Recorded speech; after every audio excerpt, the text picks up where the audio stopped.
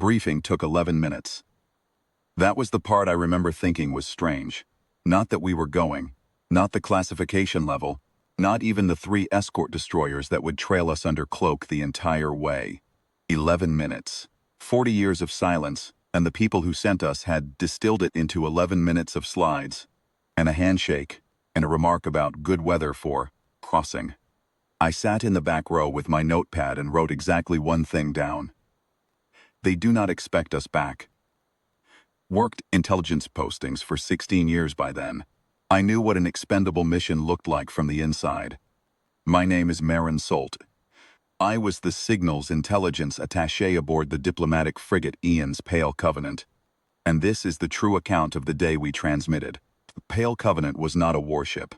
She had been designed as a courier-class hull, then refitted twice over the preceding decade, in the specific hope of this mission.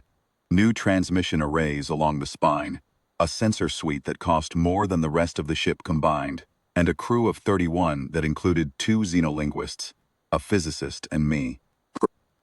She was elegant in the way that things are elegant when their designers wanted to communicate that we came in peace, and she moved through deep space with a quietness that I found unsettling. Warships are loud. They vibrate. You always know you are aboard something with teeth. The Pale Covenant felt more like a library, and I do not mean that as a compliment. We had been in transit for 19 days when the orrery's signal boundary came up on the long-range display.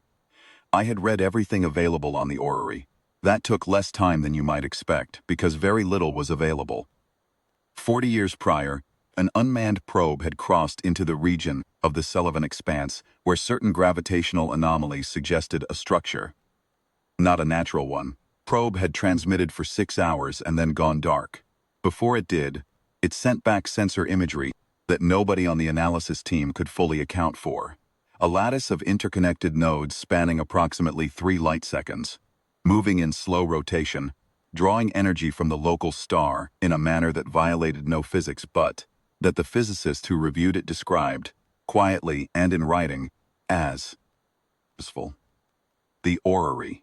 Someone named it that because it looked like a model of something, an orrery, mechanical representation of planetary motion, and the name stuck because nobody came up with a better one.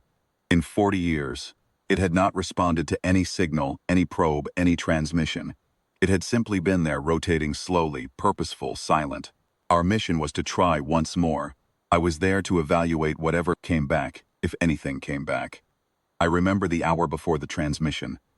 Captain Relvain called the crew to stations, but kept his voice low, the way you keep your voice low in a room where you are not certain you are alone. I was at my post in the signals bay, headset on, watching the display. The 3 escort destroyers were out there somewhere, invisible.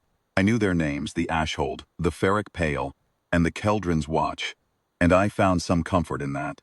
I did not know if they could do anything useful if the orrery responded badly, but the knowledge that they were there, cloaked and close, kept my hands from shaking.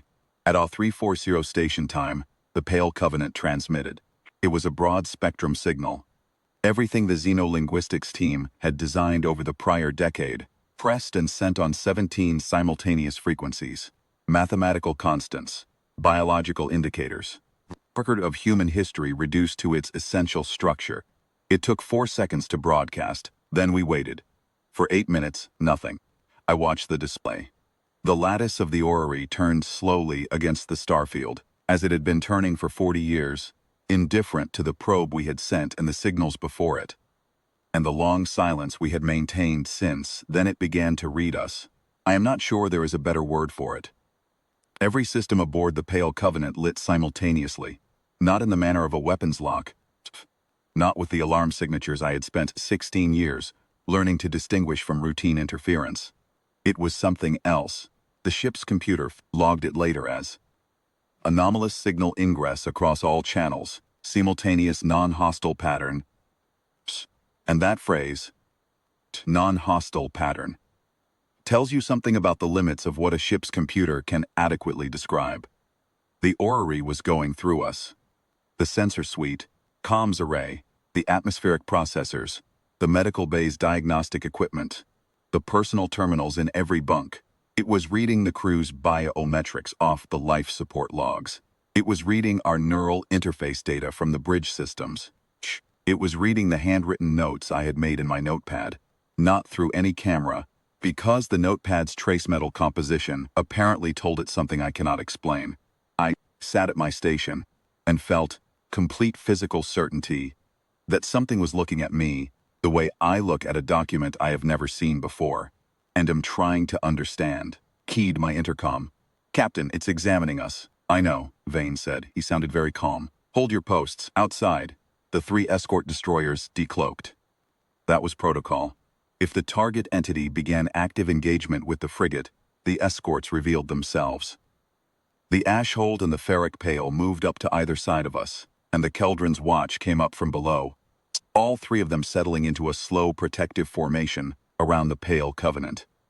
I watched them on the display and thought, this is what it looks like.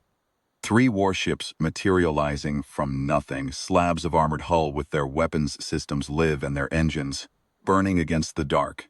This is what we are when we choose to be seen. The orrery registered them. I know it did, because the read-through of our systems stopped. 11 minutes of silence. I counted them. I wrote the count in my notepad on the same page as the one thing I had written in the briefing. I did not know what else to do. 31 people on a frigate surrounded by 3 armed destroyers, sitting in silence while a structure spanning 3 light seconds thought about something. 11 minutes is a very long time when nothing is happening. It is long enough to consider everything you should have done differently. Then it transmitted back. A single compressed file, no carrier frequency, no protocol envelope. It simply appeared in the Pale Covenant's buffer at 0403 station time. And the buffer flag read, file size 1.4 terabytes, no malicious signature detected, no executable components. I opened it on the secondary analysis array, my hands entirely steady now, because there was nothing left to be afraid of. Whatever was going to happen had already happened, and all that remained was to look. The file was a model, a complete schematic of human neurology. Every structure, every network, every pathway, from the peripheral nervous system to the deepest thalamic cores, rendered in a notation system I had never seen, that the xenolinguistics team would spend the next 14 months unsuccessfully attempting to decode in its entirety. It was accurate. The physicist confirmed later that it was more accurate than anything we had produced ourselves. The orrery had read us for 8 minutes and produced a complete map of what a human being is, and it had done so with the ease of someone transcribing a short list. At the bottom of the file, in the same notation system, there was a single word. I do not know what that word means. I have been told 3 different things, by 3 different people with the clearance to know. One told me the translation was still incomplete. One told me there was no adequate human equivalent. The third looked at me for a long moment and then said it was above my rating, which is the kind of answer that tells you everything you need to know about why someone is giving it. The orrery has not transmitted since. It has not responded to subsequent signals, of which there have been 7. It rotates in the Celevan Expanse the same way it has always rotated. It's full and patient and silent. And the analysts who review its telemetry every 6 months note that its energy draws unchanged and its structure intact. I have spent a long time thinking about what the word might mean. I have considered that it is a classification, a category the orrery placed us in, the way I might write, the often unknown, or pending, a file I have not yet resolved. I have considered that it is a judgment, the way a medical examiner annotates a finding. I have considered that it is a question. What I keep returning to, late at night, is this. In 40 years, and across more contacts than the public record acknowledges, nothing else ever received that annotation. Every other species in the orrery's apparent catalog was processed and filed and not addressed again. We were the only ones it wrote something down about. I do not know if that is because we frightened it. I do not know if it is because we interested it. I do not know if those are different things to something like the orrery, whether the distinction even translates. The file is still in the vault. The escorts came home. The Pale Covenant was decommissioned 3 years after the transmission. Her sensor arrays removed for further study. The single word sits at the bottom of a 14-month translation effort, still marked incomplete. I think about it most mornings.